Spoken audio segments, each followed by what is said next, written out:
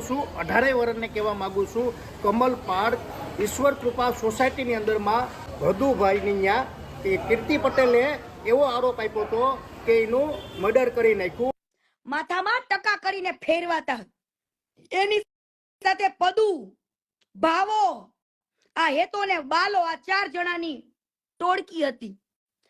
બરાબર, આ લોકો હારે કામ કરતા, હારે બધું કરતા. પરંતુ એક દિવસ એવો આવ્યો મિત્રો, એક તમને તમારા રૂવાડા ઉભા થઈ જશે કે આ લોકોએ કઈક ચોરી કરી હતી ને એના પૈસા આવ્યા હતા ને એનો કઈક આ લોકો બધા સાપુતારા ફરવા ગયા, ન્યા આ લોકોને કઈક બબાલ થઈ પદુ જોડે, સાપુતારાના પેલા પાણીમાં છે ને ત્યાં બોટ ને બધું, એની અંદર પદુની લાશ 3 દિવસે જડી હતી. હવે આ લોકો હારે સાપુતારા ગયો તો આ લોકોએ ઈ છોકરા હારે કઈ ખોટું ન કર્યું હોય તો એના મા બાપને આવીને કહેવાય ને, ફોન કરાય ને સાપુતારા માંથી કે ભાઈ પદુ પડી ગયો છે પાણીમાં. હે 3 દિવસ વાત છુપાવી છોકરાના મા બાપ થી. 3 દિવસે લાશ મળી હતી પદુની સાપુતારા માંથી. હે રાતો રાત જાની દાદા આ લોકોને પોલીસ સ્ટેશનમાં પુલ જાતની ઇન્કવાયરી આ તે બધું જ, પણ પદુના બાપાએ કઈ કર્યું નહીં. એ લોકો એવું કીધું અમારે દીકરો જ નથી રહ્યો તો મારે શું કરવાનું. પરંતુ કમલ પાર્કે નો છોડ્યો. કમલ પાર્કના વ્યક્તિઓએ આને લોકોને માર્યા, ધોયા, ટકા કરીને ફેરવા, પોલીસે ફેરવા છો. કમલ પાર્કમાં પોલીસ વાળાએ આ લોકોને ટકા કરીને ફેરવા છે. ચોરી કરતા પકડાણા હતા. બરાબર, અને આ છોકરો કેવી રીતના મરી ગયો, કોને મારી નાખ્યો, ફરવા તો આ લોકો હારે ગયો તો ફરવા ગયા આપણે હારે કોઈ ભાઈબંધ મિત્ર આવ્યો હોય ફરવા માટે અને આપણે ફરવા ગયા હોય હે તો આપણી સાથે કદાચ આપણા મિત્રને કઈક થઈ ગયું હોય તો આપણે આપણા ઘરે ફોન ના કરી કે અહીંયા આગળ આવો બનાવ બની ગયો છે, આ વ્યક્તિ આમાં ડૂબી ગયો છે, આવું થઈ ગયું છે, કોલ તો કરીને. પણ 3 દિવસ સુધી છોકરાની લાશ નહોતી મળી, ઈ પદુની લાશ નહોતી મળી. આ હરામીઓએ, આ પાપીઓએ ઈ છોકરા સાથે શું નહીં કર્યું હોય. 3 દિવસ સુધી છુપાયું, પણ 3જા દિવસે તો જયારે લાશ મળી ને ત્યારે એનું મોઢું જોવા લાયક નહોતું રહ્યું એના મા બાપને. છોકરાનું મોઢું જોવા નહોતું રહ્યું જે આવા પાપ કરતા. આજે હું ઓસિંતાનો મિત્રો અહીંયા કમલ પાર્ક ઈશ્વર કૃપા સોસાયટીની અંદર એને ફેમિલી સાથે આજે આપણે વાત કરવાની છે. હું હકીકત છે ને હું આખી કહાની છે ને મિત્રો 18 વર્ષનું જોઈ લઈજો. ચાલો આપણે એના આખા પરિવાર સાથે તમને હું બતાવું છું. ને મિત્રો હજી કહી દઉં કીર્તિ પટેલ કેટલી સાચી છે ને કેટલી ખોટી છે ને એ આમાં ખબર પડી જશે.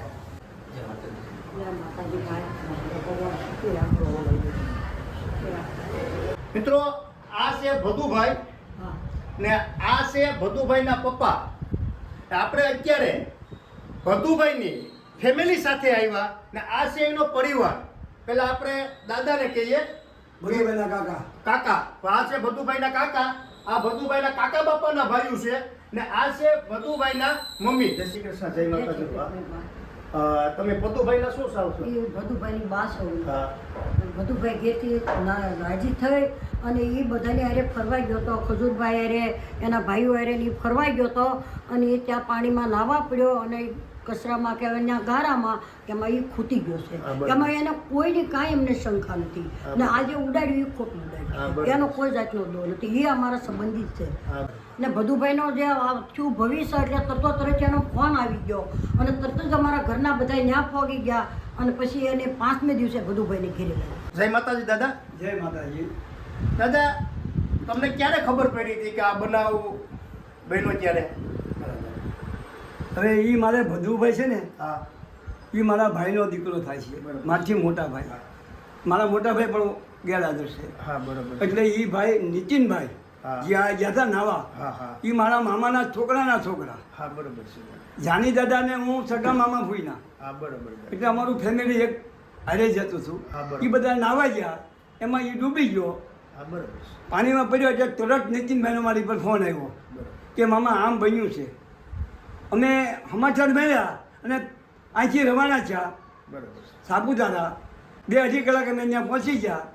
પછી ત્યાં બધા એના તરૈયા હતા આજુબાજુના, એ બધા ઢૂંઢતા હતા, ગોતતા હતા. બરાબર અને 5 મિનિટ જે બેને કીધું છે કે એના પરિવારને ખબર નથી, 3 દિવસે ખબર પડી. અમને બન્યા પછી અડધો કલાકમાં અમને મેસેજ આવી ગયો અને અમે 2-2.5 કલાકે અહીંયા પહોંચી ગયા. હા બરાબર 6 દિવસ અમે ત્યાં આવ્યા. હા બરાબર 5મે દિવસે ઓટોમેટિક લાશ બહાર નીકળી અને અમે ઘરે લઈને આવ્યા. પછી એનો રિપોર્ટ આવ્યો, ઓટોમેટિક પર આવ્યું. બરાબર પાણી ડૂબી પાણી પીને ઓફ થઈ ગયો. હા બરાબર એમાં કોઈ જાતનું શક નથી, બરાબર કોઈ કાંઈ કર્યું નથી, કોઈ કાંઈ માગતા નહોતા. ને આ પરિવાર છે ને મારા મામાના દીકરાના દીકરા છે. હા બરાબર અને આજની તારીખમાં અમે એક ભાણામાં ખાઈએ છીએ 100%. અને અમારે સંબંધ છે. 100%. એટલે આ વાત જે વિડીયો ફરે છે એ તદ્દન ખોટી છે. હું એનો કાકો છું અને પરિવારમાં છું હું. હા બરાબર અને આ મારા ભાભી છે, મારા મોટા બા છે, મારા છોકરા મોટા ભાગે, તમે મોટા ભાગે, આ બધું બંને બા છે. હા બરાબર એટલે આ વાત તદ્દન ખોટી છે. અને તરત અમે ત્યાં પહોંચી ગયા હતા. બરાબર જય માતાજી. આ કીર્તિબેન પટેલ જે પદુભાઈ કહે છે એ વાત ખોટી છે. એનું નામ પદુ નહીં પણ એનું નામ ભદુભાઈ છે અને સાચું નામ છે જયેશભાઈ દવે. અને એ એમ કહે છે કે એક્સપાયર થઈ ગયા ભદુભાઈ ત્યારે એના પરિવારને 3 દિવસે જાણ કરી એના મમ્મી પપ્પાને. એ વાત તદ્દન ખોટી છે. કેમ કે મારા ભદુભાઈ એક્સપાયર થઈ ગયા 2006ની સાલમાં અને એમના પપ્પા એટલે મારા મોટા પપ્પા 1991ની સાલમાં એક્સપાયર થઈ ગયા છે. તો એ કઈ રીતે કહી શકે કે એના પપ્પાને જાણ કરી, એને મમ્મીને જાણ કરી 3 દિવસે? એ વાત તદ્દન ખોટી છે. તરત જ ફોન આવી ગયો હતો અને મારા પપ્પા, મારા કાકા અને અમારો પરિવાર 2 કલાકની અંદર ત્યાં પહોંચી ગયો હતો અને શોધખોળ ચાલુ કરી દીધી હતી. આ કીર્તિબેન બોલે છે કે આ બધુંનું આમ છું ને આમ છું ને એ બધું ખોટું છે. બધું મારો દીકરો છે અને નીતિને યતિને એ મારો દીકરા જ છે. અમારે કોઈ લેવા દેવા નથી. આ બધી આવું ખોટું બધાને ઇન્જામ લગાડે છે, બાકી એનો કોઈ દોષ નથી. મિત્રો આ આખો ભદુભાઈનો પરિવાર છે, આ એના કાકા છે, આ એના મમ્મી છે. મિત્રો 18 વર્ષને કહેવા માંગુ કે આ આખી સચ્ચાઈ આખું આ બધુંય બહાર પડી ગયું. ને મારે ખાલી એટલું જ કહેવાનું છે કે કીર્તિ પટેલ હાવ ખોટી છે. આ બાબતો પર એને કઈ ખબર નથી તો એ ખોટો બકવાસ કરે. મિત્રો 18 વર્ષને ખબર પડી ગઈ છે. અમે અત્યારે સુરતની અંદર આપણે પદુભાઈ એના ઘરે એના ફેમિલીને મળી લીધું. મિત્રો તમે 18 વર્ષ, હવે તમે ન્યાય કરજો કે કીર્તિ પટેલ મિત્રો કેટલા હૈદે ને કેટલી ખોટી છે એ, કે આને શરમ નથી કીર્તિ પટેલને, કે તારે શરમ આવવી જોઈએ. કીર્તિ થોડીક તારામાં માણસાઈ હોય ને તો હવે તું થોડીક શરમ રાખ. જે હાસા માણા, જે આપણે 18 વર્ષમાંથી અમુક લોકો બધાને ખબર, આમ તો જો કે કહેવાની જરૂર જ નથી, આપણે કંઈ ખુલાસા દેવાની જરૂર નથી.